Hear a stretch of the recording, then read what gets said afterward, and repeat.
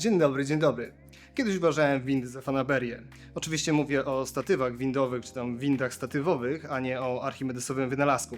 W każdym razie byłem wtedy młody, krzepki i przede wszystkim pracowałem na lekkich lampach, więc samodzielne podnoszenie w studio lampy do góry nie było żadnym problemem. Teraz, kiedy jestem już tylko krzepki, to winda stała się obowiązkowa. Nie zrozumcie mnie źle, takiego Godoxa MG1200, który nie waży tyle samo co worek cementu, jestem w stanie podnieść do góry na statywie sam, ale ryzyko wypadku, czyli na przykład nieintencjonalnego popuszczenia chwytu i upadku ciężkiej lampy wprost na głowę jest większe niż powinno i może być. Dlatego taką czynność jest dobrze robić w dwie osoby, gdzie jedna trzyma podniesioną kolumnę, a druga fiksuje śruby. Ale można też właśnie skorzystać z windy.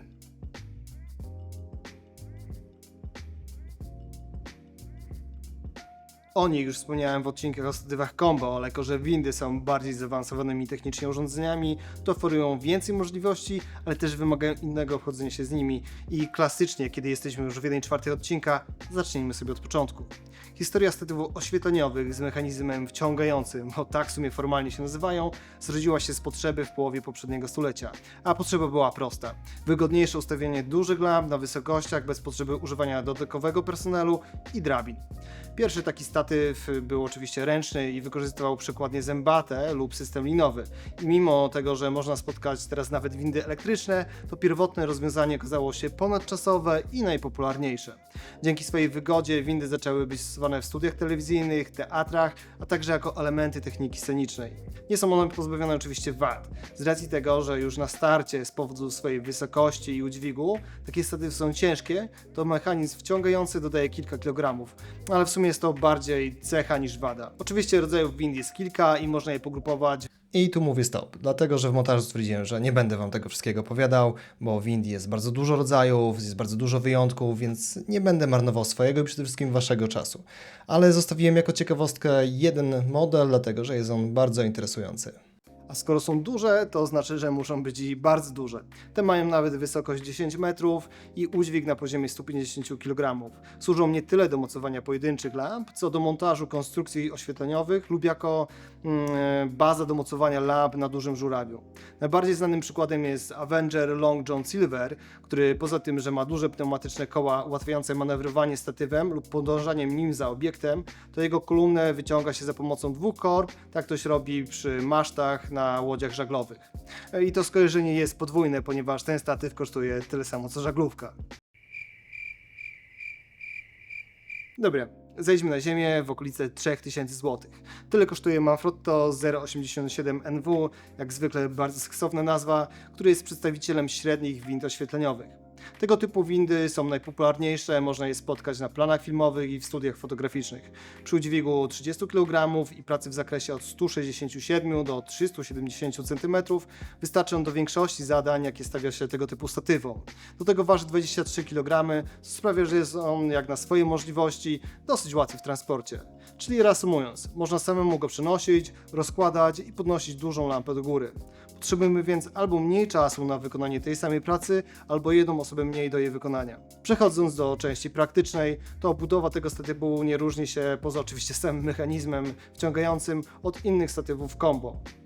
Mamy tutaj na górze głowicę combo, która ma gniazdo Junior oraz chowany mosiężny baby pin.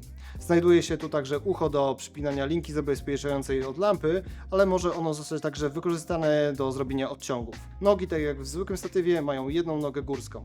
Przy ustawieniu ciężkiej lampy na dużej wysokości jest bardzo ważne, aby kolumna centralna była w pionie i warto mieć przy sobie albo małą poziomicę, albo aplikację w telefonie, aby ten pion nie był ustawiany na oko. Z czasem nasze oko coraz lepiej widzi piony, szczególnie kiedy studiowaliśmy jakiś kierunek techniczny, ale czasem, jeżeli w tle są jakieś linie, to potrafią one zabłuszyć nasz osąd. Sama noga górska jest wytrzymała i jeżeli będziemy na nią napierać całym ciężarem swojego ciała, to nie poluzuje się ona, ale też nie ma problemu z jej zakleszczeniem lub zapieczeniem się śruby. Jak widzicie, na kolumnie centralnej znajduje się korba, która napędza zamkniętą w tej obudowie przekładnię zębatą, która z kolei naciąga znajdujące się w całej kolumnie stalowe linki, podnosząc w górę obydwa segmenty naraz. Przy korbie znajduje się śruba, którą możemy regulować luzy na korbie, jeżeli się one pojawią. I samą korbę możemy ustawić w pozycji transportowej lub roboczej i tym pokrętłem ją blokujemy. Statyw podnosimy kręcąc korbą. Jeżeli nie jest on maksymalnie obciążony lub przeciążony, to nie będzie on opadał w dół. Ma on zabezpieczenie przed mimowolnym opadem, ale dobrą praktyką jest przy każdej windzie, szczególnie, że statywy starszego typu mogą być skonstruowane inaczej i mogą nie mieć tego systemu, zafiksowanie dolnej śruby, zanim puści się korbę. Bo jeżeli tego nie zrobimy, a winda z jakiegoś powodu zacznie opadać w dół, to wszystko może zwalić się nam na głowę. Z tego też powodu warto stanąć troszeczkę obok, żeby nie mieć w jednej linii swojej głowy i lampy. I robimy to tak, niezależnie od tego, czy podnosimy, czy opuszczamy kolumnę.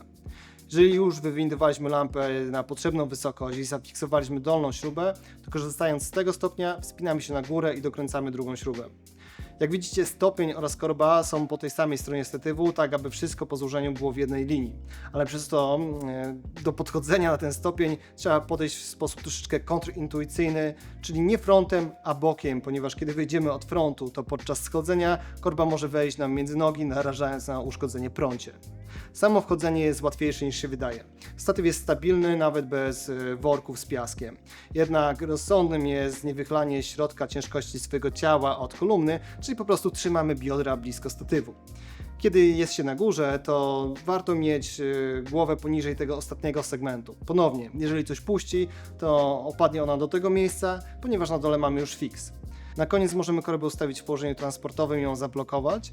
I jakbyśmy zapomnieli zrobić fiksów, to w tym położeniu korba się nie obróci, czyli statyw nie zjedzie w dół. Statyw opuszczamy w odwróconej kolejności, czyli na górze odkręcamy śrubę, a tą na dole odkręcamy wtedy, kiedy trzymamy korbę w dłoni.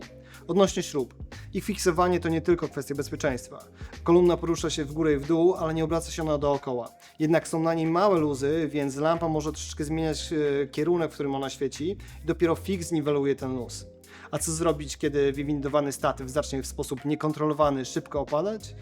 Po prostu się odsuwamy, żeby ciężka lampa czy boom nie spadły nam na głowę.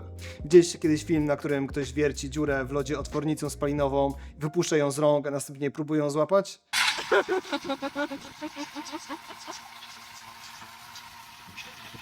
No, to tak nie róbcie. Łatwiej pogodzić się z kosztami naprawy sprzętu niż z mniej lub bardziej trwałym kalectwem. I tym pozytywnym akcentem żegnam się i do zobaczenia następnym razem. Cześć!